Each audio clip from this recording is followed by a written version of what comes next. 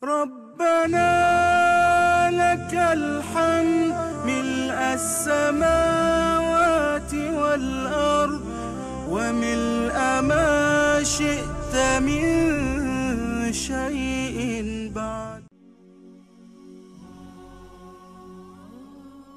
Аллах Таала бизге эсепсиз неаматтарын берди.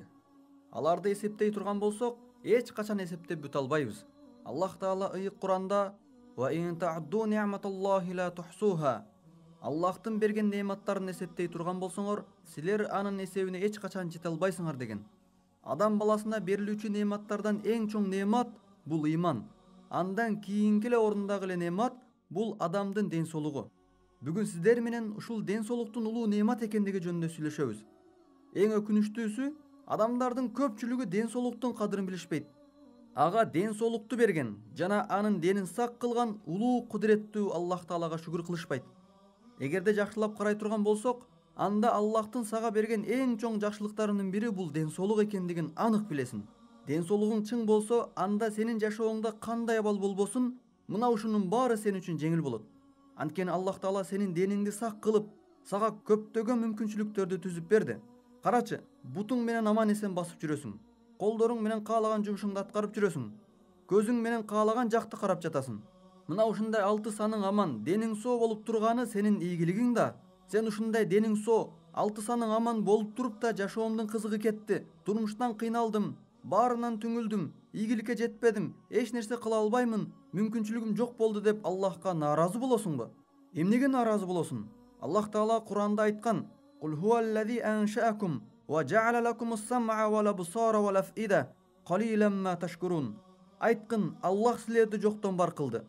Жана ал силерге көз, кулак жана жүрөгүңөрдү жаратты. Силер Аллахка өтө аз шүгүр кылып жатасыңар. Чындыгында адам баласы өзүнө берилген көз, кулак, токтоосуз согуп жаткан көкүрөктөгү жүрөктү жана башка көптөгөн неаматтардын кадырын билбейт. Мына ошол берилген неамат үчүн Аллахка талаптагыдай шүгүрлөрдү кылбайт. Оору кадырын ооруп өксөгөн жан билет. Жашоо кадырын кыйналып жашаган жан билет. Колдо бар алтындын кадыры жок деген сыяктуу, ден соолугубуз бар туруп шүгүр кылбай анын кадырына жетпей келебиз. Башың аман турат, колдоруң бар, буттарың бар, басып жүрөсүң. Фаби-айи алаи роббикума туказзибан. Эми Роббиңердин кайсы неаматын жалганга чыгара аласыңар? Эки бутуң менен басууну оңой деп ойлойсуңбу? Канчалаган адамдар бар буттарынан айрылган. Эки колуң менен каалаган жумушуңду аткарып жүрөсүң. Канчалаган адамдар бар колдору кесилген. Уйкусуздуктан кыйналбай бемарал эс алгандыгын чындык эмеспи? Оору себептүү канчалаган адамдар уктай албай кыйналып жүргөндөр бар. Каалаган тамагыңды жеп жатасың. Каалаган сууңду ичип жатасың. Канча деген адамдар бар, бир кесим нанга жетпей жүрөт. Канчалаган жандар бар, оорунун айынан өзү каалаган тамагын жей албай, каалаган суусун иче албай жүрүшөт. Кулагың жөнүндө ойлонуп көрбөйсүңбү? Аллахтын сага берген эч нерсеге алмаштыргыс көзүң жөнүндө ойлонуп көрбөйсүңбү? Карачы, дениңдин тазалыгын. Канча деген адамдардын денеси жара басып, ар кандай ооруларга чалдыгып, андан айыга албай жүрүшкөндөр канча? Сага берилген акылдын канчалык неамат экендиги жөнүндө ойлонуп көрдүңбү? Тамактын даамын сезип, рахаттанып жеп жатасың. Ошол жеген тамагыңды ашказаның ал кылып сиңирип жатат. Ажатканада кеңири кыйналбастан ажатыңды чыгарып жатасың. Мунун өзү чоң неамат. Илгери бир падыша дүйнө иштерине кайгырып ойго батып олтурганда, анын даанышман вазири ага мындай деп анын көңүлүн тынчтанткан экен: «О падышам, эгерде сиз ээн чөлдө калып, суусап, ичкенге эч нерсе таппай, күндүн ысык аптабында чаңкап, тамагыңыз тамагыңызга жармашып, өлө турган абалга туш болсоңуз, суу тапканга эч кандай айла жок болсо, ошол учурда бир адам сизге келип, колуңда турган байлык бийлигиңдин жарымын берсең, сага бир уттам суу берем десе, сиз ошол бир уттам сууну алуу үчүн байлык бийлигиңиздин жарымын берет белеңиз?» деп сурады. Ошондо падыша: «Жанымды сактап калуу үчүн байлыгымдын, бийлигимдин жарымын болсо да берип сууну алганга даярмын» деди. Падышам, ошол бир уттам сууну ичтиңиз. Эми ал суу денеңизден оору себептүү заара болуп чыкпай калса, ошол сууну денеңизден чыгартуу үчүн калган байлык бийлигиңиздин жарымын берет белеңиз деп сурады. Падыша: «Ооба, берет элем. Ооруп өлүп кеткенден көрө бардык байлык бийлигимди берип болсо да жанымды сактап калат элем» деди.